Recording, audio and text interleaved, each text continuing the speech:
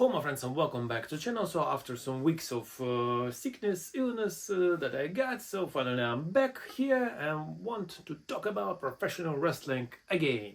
So we've got the latest episode of Friday Night Smackdown, so let's discuss it, let's decide was it good show, bad show, let's review that. Let's go. So we started Smackdown with Paul Heyman in the ring, so he was like, what do you want to talk about? Yeah, so phrasing Cody Rhodes and yeah, some people started to scream like OTC or something like old names. So yeah, Paul Heyman was teasing like, yeah, he's in the hospital. That's I'm not gonna talk about those. So then he stopped at Brock Lesnar, yeah, and that's interesting. Then of course Cody Rhodes decides to interrupt. So he was like, yeah, my friend, who are you? Or you are like the Oracle, or you are wise man, or you are with Brock Lesnar.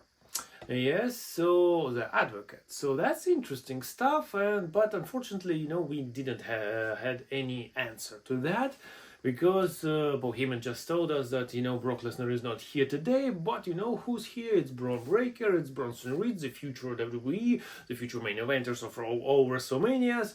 And they're here, Cody, to whoop your ass, yeah? And so basically, yeah, Cody was like, all right, I'm not gonna, hesitate. Bring it on. So yeah, 2-on-1. Of course, Cody Rhodes was, got beaten up. So then, who came out to help him? Yeah, it was Randy Orton. So he hit RKO, and everybody was happy. And of course, you can see that Randy Orton was the one who actually, in the ring, like grabbed the title, and he was looking at the title, and then he just passed it to Cody Rhodes. So they continue teasing this, that yeah, at some moment really Randy Orton gonna snap. Well, I guess that maybe it will like next year, at the beginning of next year, or maybe at the end of this year will happen, because yeah, I guess that this is a huge program. Maybe it's even a WrestleMania match. Who knows? But surely, the opening was okay. Happy to see Randy Orton again back. So because Randy Orton, like, at some weeks he's here, at some weeks he's not here, and it's actually never been explained why, where is he. So good stuff, good start. So like that. Then we've got the Street Profits versus Miz and Carmelo Hayes, and yeah, the Street Profits are back again. Yeah, so this was kind of a for #1 contendership match. So yeah, the Street Profits won. That was a good match, but the most interesting part that Miz was the one who got pinned. And yes, so Carmelo Hayes didn't help him. You can see that he kind of could have helped, but he decided not to go and help the Miz. So I guess that this will be final outcome of this. They will break up, so they will have some programs. So Carmelo Hayes might win that, and maybe he will go somewhere else. What about the Street Profits? They just had this match against, the White Six at Clash in Paris, and they lost. So maybe actually they also gonna split up, because maybe the White Six will help, them to split up. Something like that. So overall, yeah, I should say that good match also, like that, enjoy it. Then of course, there was a lot of, stuff backstage, because, Stephanie McCare was here, so she approached Tiffany Stratton, then she approached Jade Cargill, then she approached Nia Jax, so like, because it was all centered around the main event, and Stephanie McCare was like, yeah, I'm ready for anybody here. And also, the Chelsea Green, they wanted to recruit some new members, to her group. Unfortunately, Piper Niven is injured, as reports say, and it's a neck injury, and it might actually end her career. My gosh. So let's see what happens next with her. Hope everything will be all right, and hope just that everything possibly could be good, and she actually can continue do what she loves. Best wishes to her. That's so then what we've got? Then we've got another tag team match, Julian Kiana James. Oh my gosh, against Michin and BFAB. So it was around the hot tag to Michin.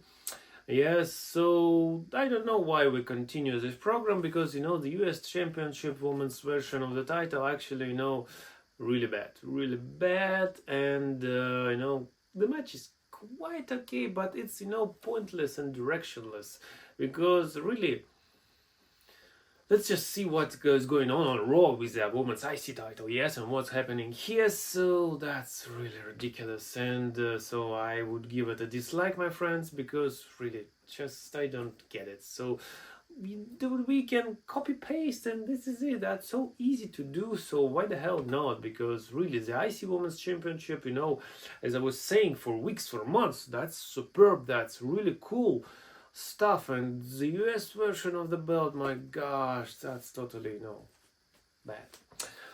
So then, of course, we've got another, you know, segment with Charlotte Flair and Alexa Bliss. They've been reaching out by Sol Ruka and her partner, so they was like, well, we wanna, Zarya wanna tag team action, you know, we want, but Charlotte Flair just says, nope, you're gonna earn it. So, well, okay, I guess that, you know, it will be a nice match for them. You know, they need to defend these titles. So I guess that was quite okay. And very good, you know, segment which I enjoyed and like it. It was, you know, Drew McIntyre. So he was screaming like, you know, he got beaten up, Cody Rhodes, so he must be the champion today. My God, everything is corrupted. Nick Aldis is corrupted. WWE is corrupted. Everything is bad. And then boom, the music hit. So there was Jacob Fatu. So thank God, after months, you know, of absence, he's back. And, you know, he was saying like, stop bitching, Drew, you're a loser, something like that. So then Drew McIntyre just let's go kissed him. But of course it's Jacob Fatu, my gosh, so you cannot, you know, just beat him down right like this, you know. So he was super kicking him, and then just grab this, you know, stuff from his leg and kick Drew with that. So good stuff, really enjoy it, because, you know, that means that this is the program that we're gonna get right now. So Jacob versus Drew, so my gosh, that's cool. Because, you know, Drew McIntyre is a true main eventer. So, you know, feuding with Jacob Fatu will, you know, be good for Jacob, because he will be also, you know, be on the road to the top, you know, of the roster. That's great stuff. So then, Genov Evans was challenging Sami Zayn, and my God, that was really good match. So because of course there was Ray Phoenix and Sami Zayn was talking backstage. So Sami Zayn was like, "Oh, we are in Orlando. My gosh, Orlando. So maybe somebody from Orlando will come here." Of course, he was talking about NXT. So yeah, amazing match, great stuff. So, you know, a lot of, you know, flying moves, kick outs. So my gosh, that was really intense battle. And I must say that, yeah, US Championship, you know, this stuff open challenge from Sami Zayn goes good, really good. So like it. So every single week it delivers, and this is good. So great stuff. So surely good match. You should enjoy it. And then of course, you know, Damian Priest was with Kid Wilson, so he kind of decided to beat him again. So then Aleister Black like, "Are you waiting for me?" So poof, he hits him. So I guess that, you know, we're might have maybe in Crown Jewel, we're gonna have this Damian Priest versus Aleister Black and some crazy hardcore Extreme Rules no disqualification match. Yeah, this should be good. This should be good. So then it was main event for the women's championship, just to determine who's gonna face, you know, Stephanie McCare at Crown Jewel. And it was Tiffany Stratton that, yeah, she actually was the one that retained her title. So honestly, I didn't thought that, you know, she might lose it. So because it would be, you know, like the best, you know, version, like, you know, Tiffany and Stephanie. I think they can create some real true magic. I cannot say that, yeah, surely Stephanie versus Nia or Jade Cargill, yes, it could be also good match, but if you're gonna choose it from all three of them with Tiffany, I think it will be the best match that they can do and can deliver on Crown Jewel. So triple threat, great stuff. So Jade Cargill was at some moment busted wide open. So my gosh, there was some blood on the floor.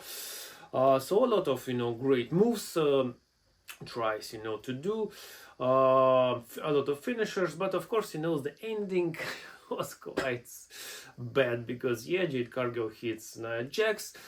Then, you know, Tiffany Stratton just dropkick her, and she decided, you know, like, to steal the pin. And then the ref went 1, the ref went 2, and this is it. The ref just stopped. So, and this was a really awkward moment. So like, Jax was like, "Oh, what are you doing?" So Tiffany was also kind of didn't get it. What's happening? But of course that was a botch, and happens really. That happens, of course. So wow, why? Well, everybody makes mistakes, so that's.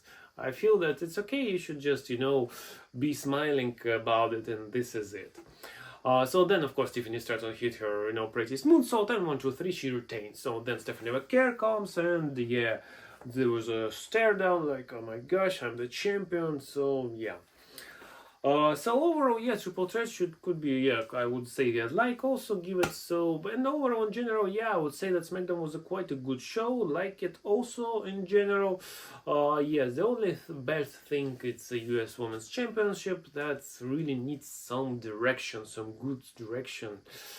And in general, yes, so we are preparing for Crown Jewel. It will be very soon. Yeah, hope that it will be a way better show than WrestlePalooza. Yeah, and this is it, my friends. So this is all about the latest episode of Friday Night Smackdown. So everything in the comments down below. Please let me know what do you think about the show. Was it good? Was it bad? What your thoughts? What are you waiting from this show next week? And this is it. Please enjoy my videos. Hit all these buttons, so like, share, and subscribe. I will be more than happy for that. And I will see you, my friends, very soon. So see ya and bye.